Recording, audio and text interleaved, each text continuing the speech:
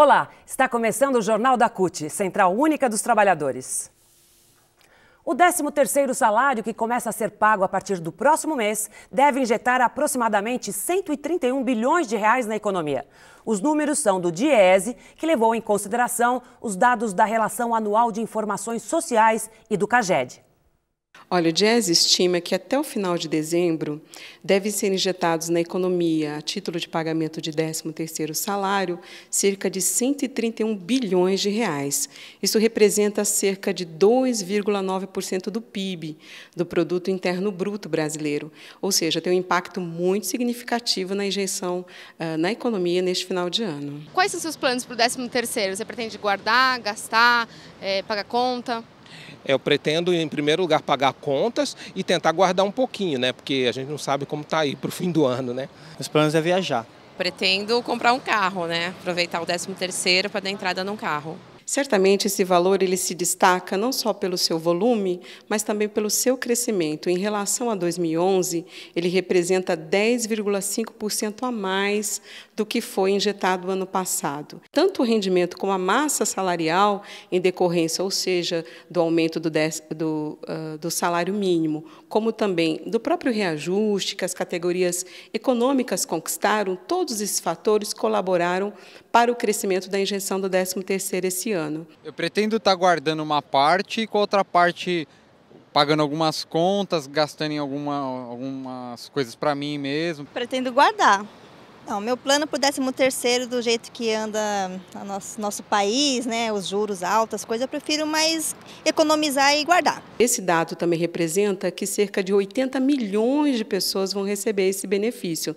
São mais de 2 milhões de pessoas a mais que em 2012 receberão esse benefício, que em média está em torno de R$ 1.566. Bom, eu tenho mais de um plano, né, na verdade, para o 13º. Pretendo fazer um curso de assessoria de imprensa, que eu estou estudando jornalismo. Prefiro guardar para deixar guardado na conta. Com o 13º, você pode também até trocar, comprar roupas novas, pagar alguma conta de água, de luz, então facilita muito e é importante o 13º. Nós acreditamos que 100% desses valores que serão recebidos serão destinados ao consumo direto, né? Seja na forma de compras e de aquisição de novos produtos, ou seja, também para quitação de débitos anteriores, de dívidas, né, reequilibrando o seu orçamento doméstico e propiciando que, num segundo momento, esses trabalhadores possam novamente recorrer a um novo crédito. O Brasil é um dos países com o maior número de celulares no mundo. Ainda assim, temos a segunda maior tarifa do planeta. No país, o preço pelo minuto falado chega a ser 30 vezes maior do que em países como a Índia, por exemplo. As tarifas eu acho que poderiam ser um pouco mais reduzidas. A questão também de serviço, a prestação de serviço em si ela é um pouco fraca. Tem locais que você não tem um sinal adequado, a ligação cai fácil ou então fica cortando. Eu acho que eles poderiam investir um pouco em infraestrutura. Eu acho que elas têm muita liberdade e os preços são altíssimos, abusivos, os mais caros do mundo. É abusivo, realmente abusivo, né? Porque você vai lá, coloca seu crédito, um dia funciona, outro dia não funciona. O sinal também é péssimo. Eu acho que no Brasil a gente ainda paga muito caro por um serviço de má qualidade. Não, então eu acho o valor muito alto, porque eles lucram muito, né, em cima desse valor, e o Brasil tem um mercado muito grande, poderia ser bem maior, bem menor o custo e as pessoas poderiam usar mais, né? O Centro de Mídia Barão de Itararé lançou uma campanha que conta também com um abaixo-assinado para a instauração da CPI da telefonia móvel. A CPI irá investigar as tarifas altas das operadoras e, principalmente, as cobranças indevidas aos consumidores.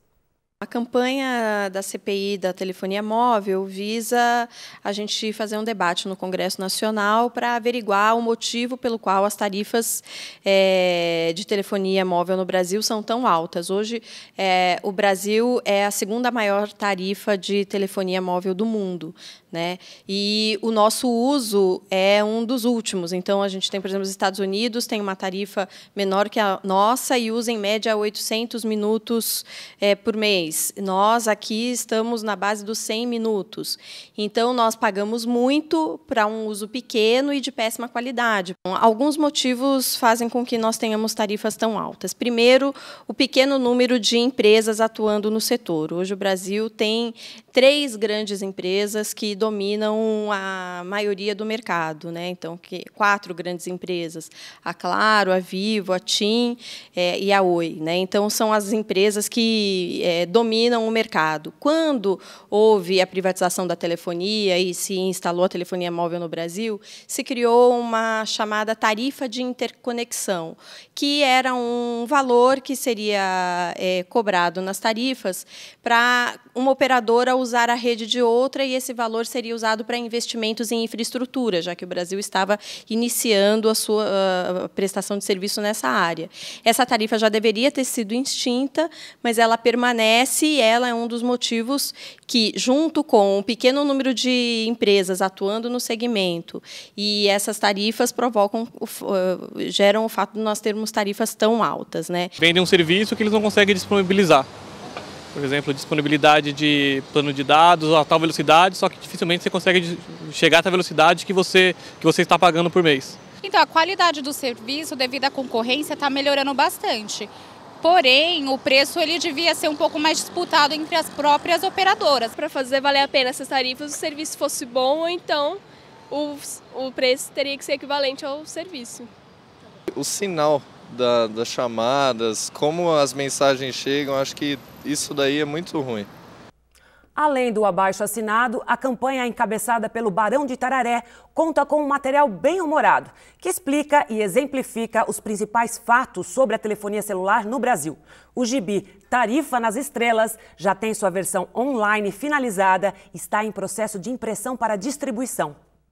A ideia do gibi, na verdade, o Barão de Itararé já tinha produzido, acho que foi o ano passado, um gibi banda larga é um direito seu, né? Eu também quero banda larga, né?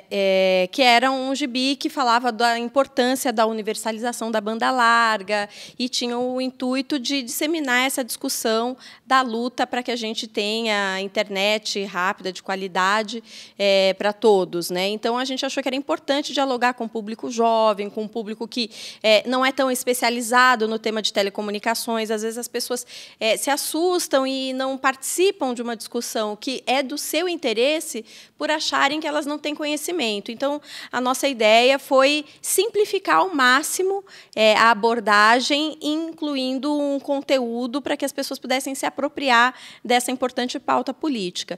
Então, nós já tínhamos tido essa primeira experiência do gibi da banda larga, e aí tomamos a iniciativa de fazer, junto com outros parceiros, essa nova edição do gibi, que é uma das iniciativas, mas há outras peças, enfim, a campanha da CPI corre bastante também pela internet, com peças desenvolvidas pelas outras entidades, e agora nós estamos aguardando que a CPI seja instalada pelo presidente da Câmara, Marco Maia. Além disso, há uma petição online, né, que as pessoas podem acessar para apoiar a CPI, como maneira de pressão para que o Congresso Nacional instale e inicie essa discussão em torno do cenário da telefonia móvel no país. Então, quem quiser conhecer todas as entidades que participam da campanha, saber mais da campanha e até aderir à campanha, pode entrar na página www.cpidasmóveis.org. A CPI das Móveis possui o apoio de 188 deputados e das entidades mais importantes de defesa do consumidor. Mas ainda não é o bastante. É preciso que haja união dos brasileiros para que a CPI seja instalada. O último domingo foi marcado por disputas eleitorais acirradas em 17 capitais e outras 33 cidades, onde foi realizado o segundo turno das eleições para prefeito. Em São Paulo, a vitória do petista Fernando Haddad foi comemorada logo após a apuração. Na quadra dos bancários, centro da capital, e na Avenida Paulista, milhares festejaram. Na semana passada, um ato de apoio ao candidato do PT reuniu representantes de 6 centrais sindicais. No evento, Haddad se comprometeu a criar mais empregos na periferia e diminuir a desigualdade na maior cidade do país. Fernando Haddad, candidato pelo PT, é o novo prefeito da cidade de São Paulo, eleito com mais de 55% dos votos válidos. Mesmo com a chuva, dirigentes sindicais e militantes vieram para a Avenida Paulista para comemorar a vitória.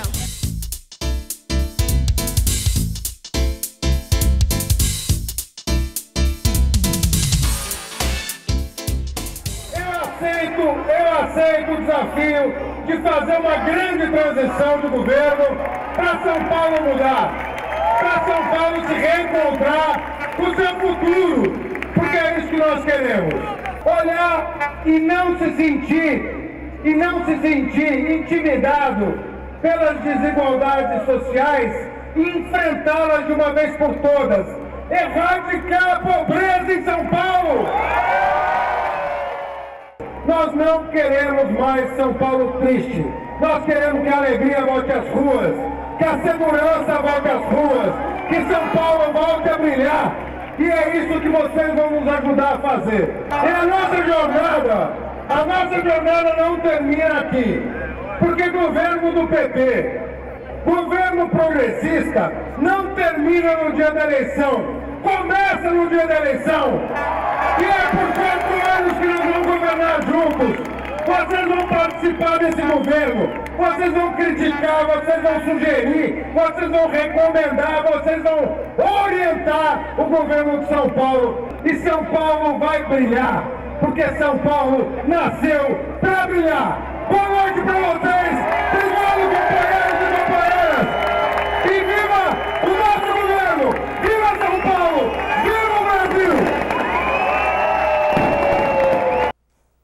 Os moradores das comunidades Buraco Quente e Comando, na Zona Sul paulistana, estão revoltados com o processo de remoção de suas casas para a construção da linha 17 Ouro do metrô, que vai ligar o Morumbi ao Jabaquara e ao aeroporto de Congonhas. O governo do estado de São Paulo, através da CDHU e da Companhia do Metrô, está ameaçando os moradores das comunidades que são coagidos a deixarem suas casas sem garantia alguma de indenização justa ou de moradia através dos programas da CDHU. Ao todo, cerca de 400 famílias serão removidas. Uma das principais bandeiras de luta da CUT, a redução da jornada de trabalho para 40 horas, sem redução dos salários, já começa a ser pensada pelo governo federal. O assunto passou a ser considerado como uma medida possível de ser tomada até o fim do governo Dilma Rousseff, em 2014. Dados do mercado de trabalho apontam para uma realidade mais próxima das 40 horas semanais do que as 44 horas previstas na Constituição. Empresários, especialmente da indústria, criticam a reivindicação das centrais. E o Jornal da CUT fica por aqui. Até a nossa próxima edição.